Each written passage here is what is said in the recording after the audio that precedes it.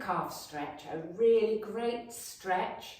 It's going to feel fantastic, but it is an area of the body that is often neglected. So we're so busy stretching our hamstrings, our glute muscles, stretching to open up the chest, that we can neglect the calf. And it's really important to stretch that muscle. It's going to benefit you in two ways. So the first one is obvious, it's going to feel really good and it's going to relieve any tightness that you have in your calves.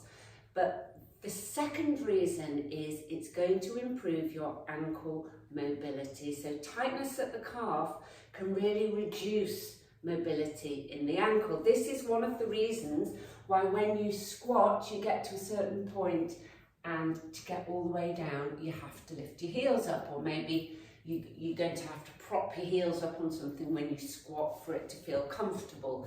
That's because you've got restriction in dorsiflexion, the ability of the foot to come upwards like this, or in kneeling, the ability of the knee to go beyond the ankles.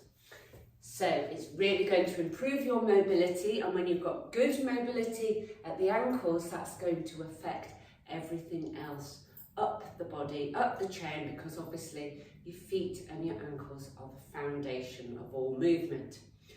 So for stretching this, you're going to need some props. I've got 3 different things here. So I've got the classic rolled up towel. I've put some hairbands on the end to secure it, one of the best props. I've got a dumbbell, but I've also got a half foam roller. Not many people will have one of those. So for this time, I'll use the dumbbell. Okay, and we're going to do this stretch in 2 ways. The first time, you're going to prop the ball of your foot up on the dumbbell.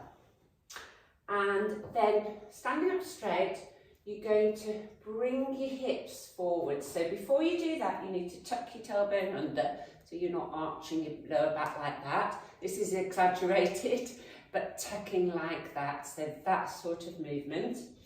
And then bring this other foot almost in line and just push your hips forward like that. Oh, that feels great. Feel that in the calf. Okay, now you're doing this with a straight leg. So you're going to hold that for about 30 seconds. And obviously you'll do the same on the other leg. Then we're going to change it up and we're going to hit a different muscle. We're going to hit the soleus, which is a bit deeper into the calf muscle. And we're going to do that by having a bend in the knee this time. Just a little softening of the knee.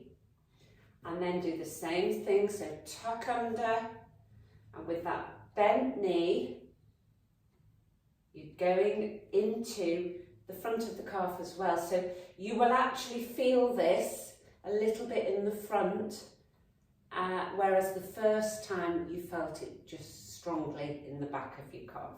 So again, we're going to hold that for 30 seconds, then we're going to swap over and do the same on the other leg. So you can do this stretch as many times as you like. It is really beneficial to anybody.